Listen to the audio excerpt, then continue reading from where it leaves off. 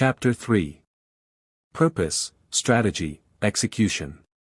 It almost looks as if analysis were the third of those impossible professions in which one can be quite sure of unsatisfying results. The other two are the bringing up of children and the government of nations. Sigmund Freud. Now that you understand the business, you are positioned to analyze the business. This begins with more questions, this time.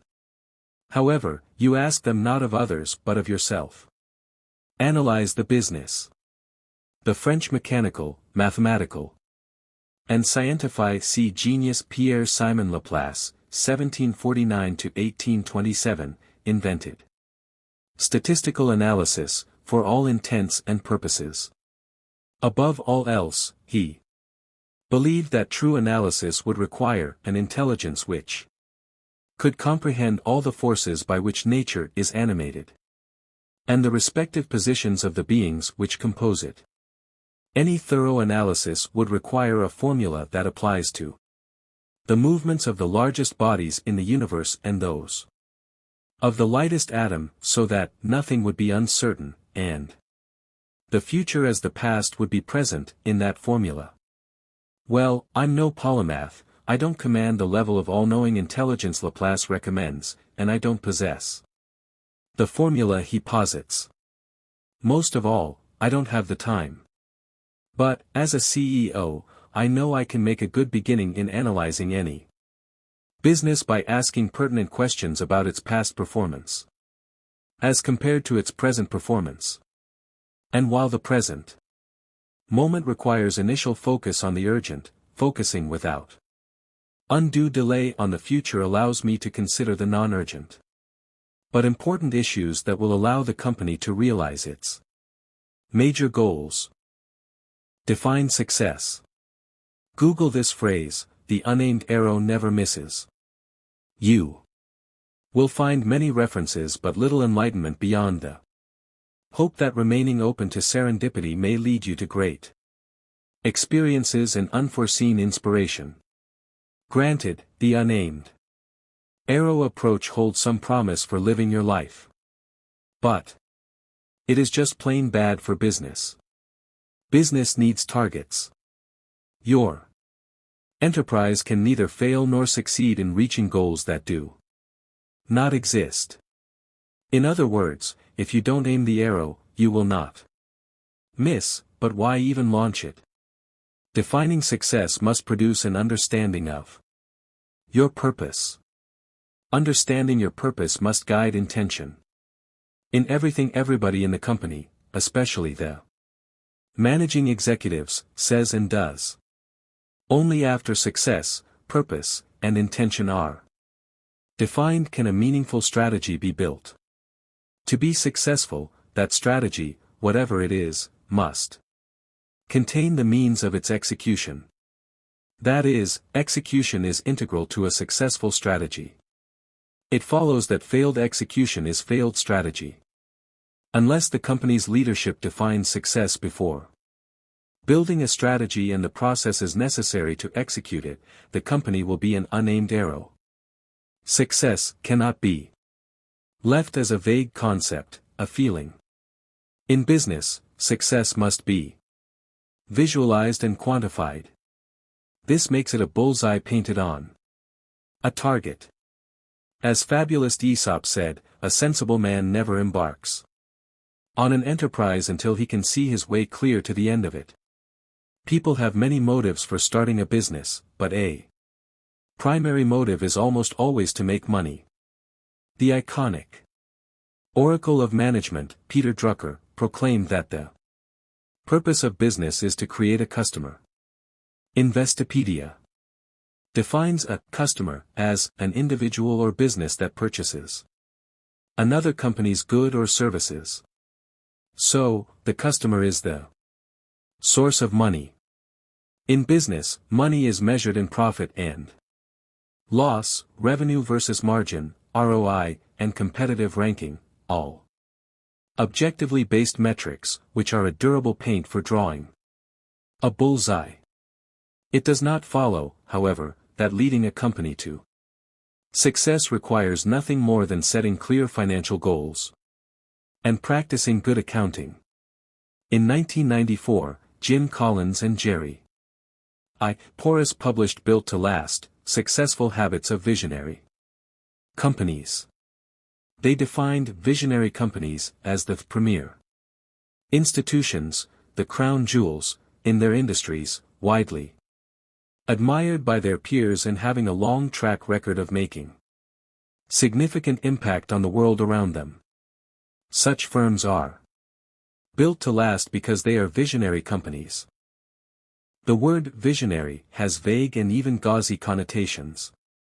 For me, leaders who can create built-to-last strategy are visionary, in that they can visualize success and the associated goals for themselves and others.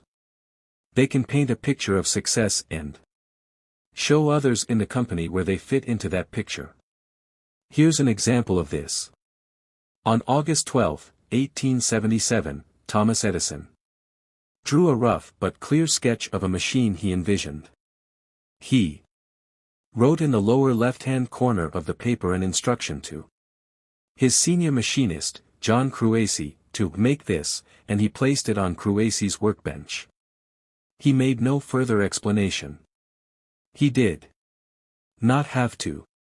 As Edison knew his superb craftsman would, Cruacy made it, and the phonograph, along with the unprecedented phenomenon of recorded sound, entered the world. Thomas Edison was my kind of visionary. He was a leader, capable of showing others, not with gauzy imagery but with pragmatic precision, what success looks like. He sketched the future, or, more precisely, a future he defined as possessing technology capable of recording and playing back sound, which had never been done before. For any individual or organization, success is an aspiration, a vision of some desired future state, until it is achieved and thus becomes a success. For a business built to last, success is the repeated outcome of many, many successful cycles of strategic execution. As David J. Mahoney, president of Good Humor in Canada Dry, said, success is not so much achievement as achieving. He advised aspiring executives to refuse to join the cautious crowd that plays not to lose, play to win. I don't know if John Cruacy was inspired by Edison's drawing, but he built what Edison asked him to build, and I am certain that the result inspired him. After he presented the assembled device to Edison, the inventor spoke into it while turning the crank on a cylinder wrapped in foil. He stopped, returned the stylus and diaphragm assembly to its starting position, and turned the crank again, and his own recorded voice came out of the machine. He had visualized the future state to which he aspired. Cruacy built it, and the aspiration became reality. There was no high-flown rhetoric, no cheerleading of any kind. All he offered was a clear vision. And that was quite enough. In The Inspiring Leader, Unlocking the Secrets of How Extraordinary Leaders Motivate, authors John H. Zenger, Joseph R. Folkman, and Scott Ettinger ask, what makes an outstanding leader?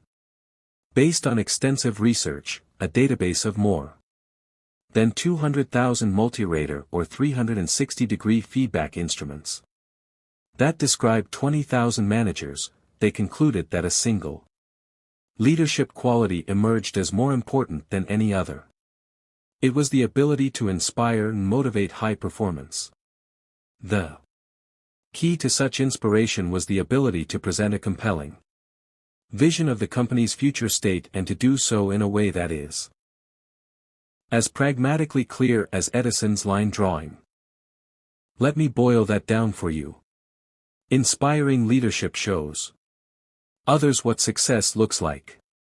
If you can show how each person on the team fits into the picture, you stand a good chance of inspiring the actions, behaviors, and performances capable of transforming the picture into reality.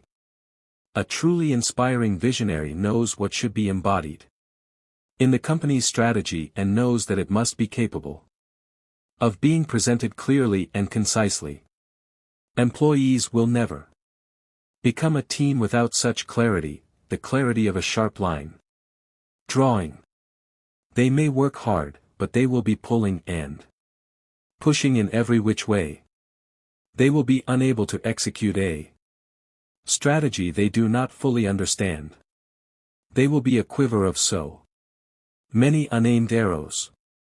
Defining the target that is success requires articulating purpose, strategy, and execution in ways that are as concrete as the vision Edison was able to present to his talented employee.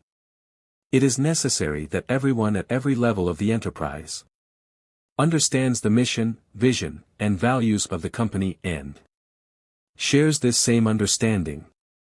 Volumes have been written about mission, vision, and values. I will offer an example of the mission, vision, and values of Phoenix, the company I was brought in to lead. Mission: Phoenix Industrial Technologies improves manufacturing operations through our breadth of product, best-in-class technical and engineering knowledge, and superior customer service to lead in every market in which we choose to do business. Vision: A re-envisioned industry where Phoenix Industrial Technologies provides turnkey solutions that improve uptime, labor safety, and energy conservation on a broad scale, improving the world around us. Values: Integrity: We will do what we say we will do. Our words and actions will be honest, ethical, and respectful. Achievement: We pride ourselves on achieving our goals and being judged in our work for our individual and collective accomplishments. Expertise: We provide tailored, expert solutions for various industries and work hard to provide you with the right solution beyond other industrial distributors. Partnership: We are a true long-term partner dedicated to providing solutions that improve day-to-day operations. Investment: We are proud to be committed to investing in our people and innovative technology with an eye focused on the future. Balance: We empower our teams to enjoy life, work passionately, play hard, and appreciate what life offers. Divergent and convergent thinking: While everyone in the enterprise must understand and buy into the company's mission, vision, and values, something even more basic must be shared to create success through processes capable of formulating a purpose, building a strategy, and efficiently executing it. This something is thought itself. Before getting too excited about it, consider Ralph Waldo Emerson's question and answer: What is the hardest task in the world? To think. We can make it a little easier. Guided by the principles covered in Part 1, the processes in Chapter 4 and Parts 2 and 3 are divided into two distinct cognitive approaches. This makes thinking a little less daunting than it appeared to Emerson. Let me explain. Psychologists and HR professionals often speak of divergent and convergent thinking. The two terms were first proposed in 1956 by psychologist J. P. Guilford, who observed that, faced with a problem to solve, some people tend to brainstorm, generating multiple ideas, several solutions, and an array of alternatives. Others, however, tend to focus immediately on finding a single solution to the problem at hand and then drill down to define it fully. Guilford and others who have followed up on this divergent/convergent distinction argued that divergent thinkers were more creative than convergent thinkers, who were guided more by logic than creative imagination. In the world of HR, the Classic Myers-Briggs personality test, which is still often used to evaluate job applicants, look to discover whether a candidate or an employee was a thinker, a person who made generally objective decisions based on analysis of facts or data, versus a feeler, who was guided more by subjective feelings and gut instincts. Thinkers are logical, while feelers are creative. Now, there is value and truth in the distinction between divergent and convergent thinking, and in recognizing that some people lean more toward a divergent approach to problem solving while others favor a convergent approach. We come into the workplace with certain aptitudes, traits, tendencies, biases, and mindsets, some pushing us into the divergent camp versus the convergent camp. Let's grant this. Let's also acknowledge that some managers and executives value divergent thinkers more, while others want convergent thinkers. Many high-level executives claim to want, and are willing to reward, people who think outside the box. Divergent thinkers, they believe, or say they believe, are the ones who give an organization an innovative edge over the competition. They create products and services that are differentiating. They possess faculties embodying a kind of genius or even magic. They are the rainmakers. Some thought leaders classify divergent thinkers as creative insurgents versus the stale incumbents who have been in charge seemingly forever and are more concerned with protecting the status quo than risking innovation. The iconic example of the insurgent divergent thinker is Steve Jobs, co-founder of Apple, a company whose longtime motto was "Think different." Famously, Jobs took the development of his early pet project, the Macintosh, Mac, computer, not only out of the mainstream Apple corporate bureaucracy but out of the Apple headquarters building itself. He put the Mac group together in a rented building located in a strip mall across the street from the original Apple campus, hoisted a Jolly Roger pirate flag over the building, and let them do their divergent thing out of the grasp of the corporate hierarchy, out of the main corporate building, and out of the box. This vision of Steve Jobs ignores that the co-founder of Apple was Stephen Gary Wozniak. Woz was the guy who operationalized much of Jobs' vision. Woz was certainly, indeed, by definition, an innovator but, compared to Jobs, was more convergent than divergent. It's not that he couldn't or didn't think outside the box, but that his thinking built new boxes. Literally. He knew how to build, solder, and write code. The first boxes he built were the Apple I, more a circuit board than a box, and the Apple II. The truth is that successful businesses combine divergent and convergent thinking. We may talk a lot about, praise, value, and even revere those who think outside the box, but as Tim Nelson and Jim McGee recognized in their 2013 book Think Inside the Box, discover the exceptional business inside your organization. Convergent thinkers are as essential as divergent ones. The lesson Jobs and Woz and a book that dares to laud the virtues of thinking inside the box teach is that we all need to get beyond typecasting, evaluating, and valuing people based on whether they are or are not divergent or convergent thinkers. Leading, managing, and doing business involves both divergent and convergent thinking. Some phases of business require one to the exclusion of the other or one in preference to the other, while other phases require divergent and convergent thinking simultaneously. It stands to reason, then, that we should get comfortable with both styles of thought. Climb outside the box when the time or circumstances call for it, but get right back inside when time and circumstance call for that Don't use a hammer when you need a screwdriver. We should stop defining divergent and convergent thinking as traits, talents, or habits. They are tools to be used when needed. As with any set of tools, you do have to know which ones to use. When and where.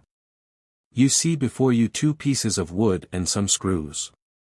Your assignment is to join the 2 pieces together. Which of the following do you do?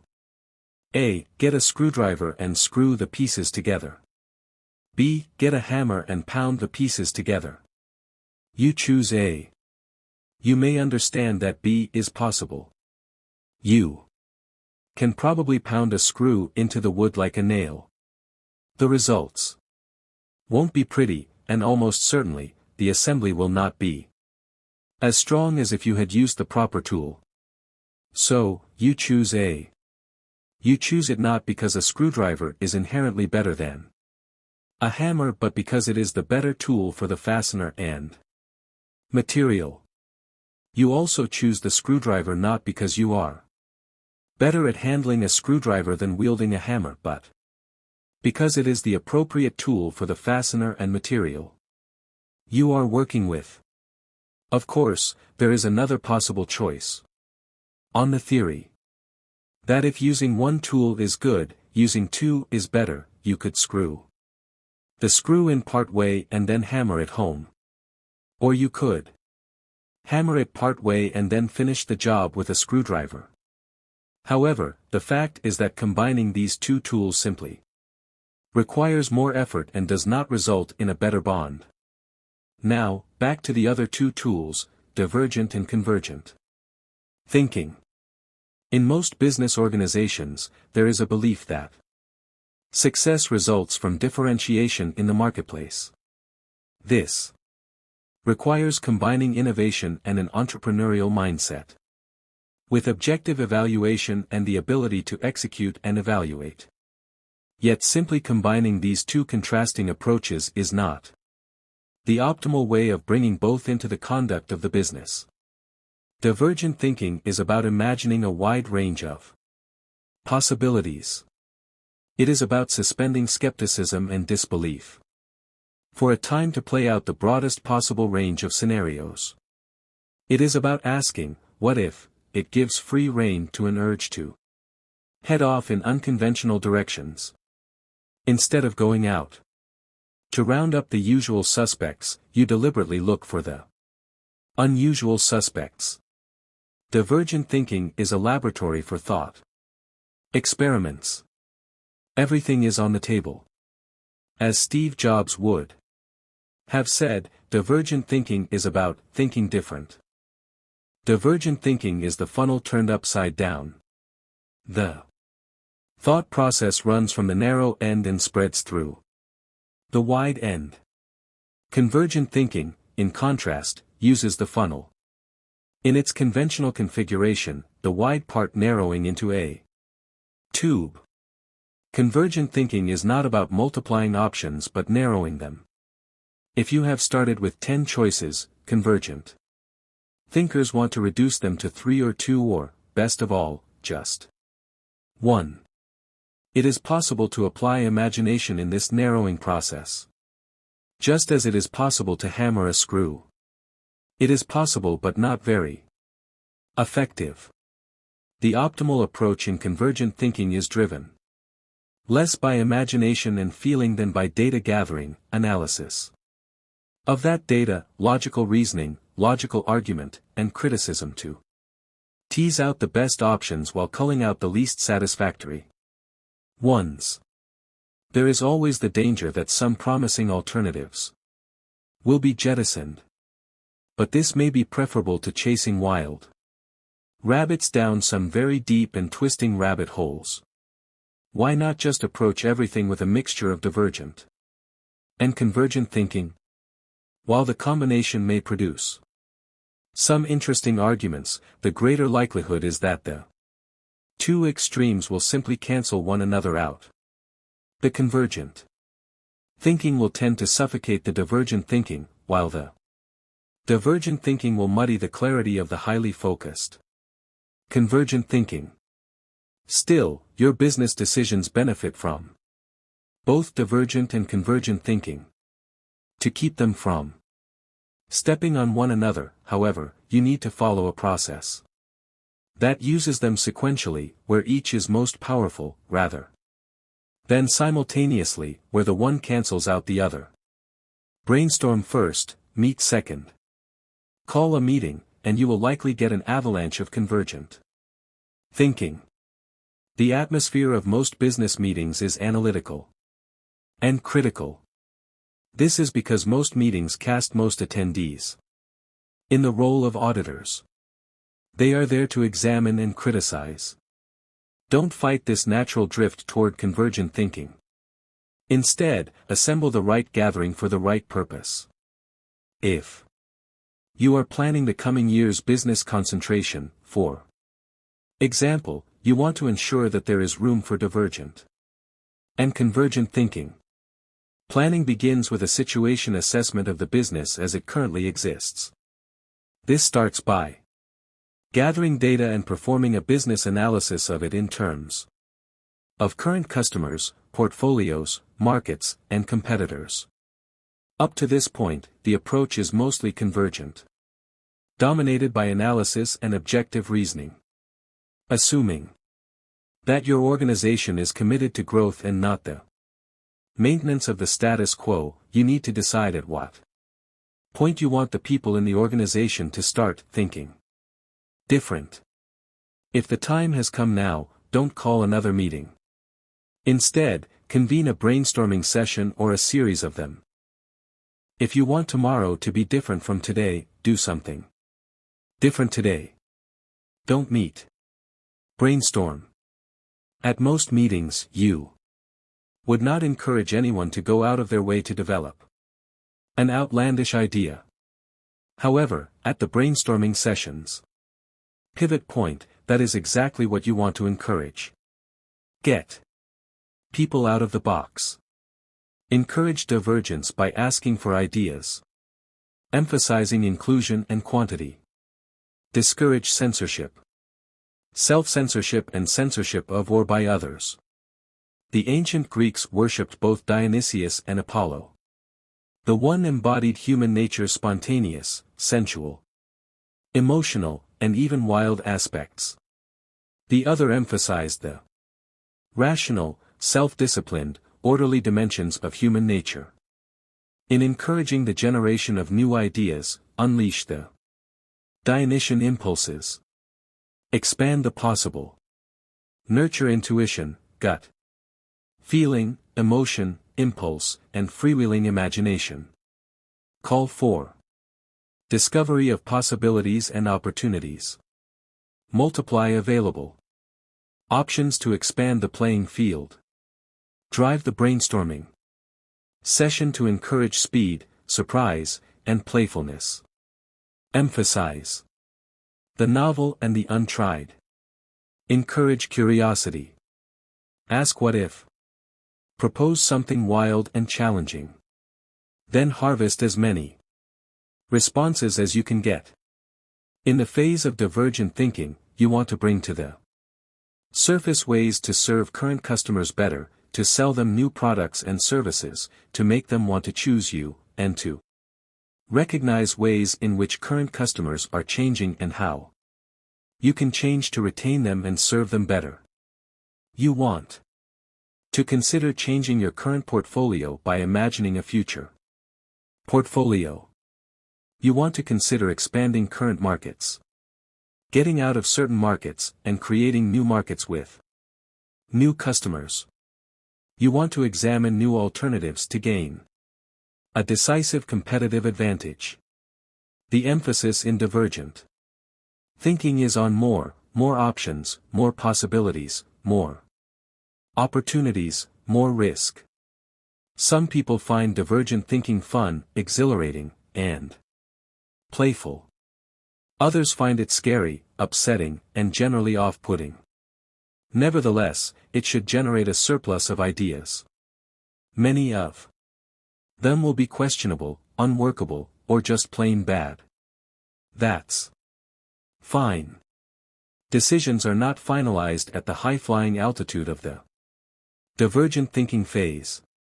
Once you have gathered an array of issues, opportunities, and possible directions for the business going forward, and once you and your organization have done some reimagining of the business in a global context and from the perspective of anything is possible, it is time for the diastole of divergence to enter the systole of convergence.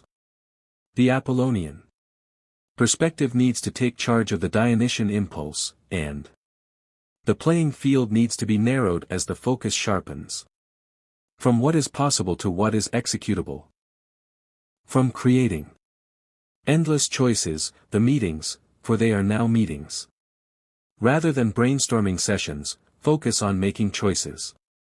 The pace of the meetings becomes slower and is characterized less by exhilaration than deliberation.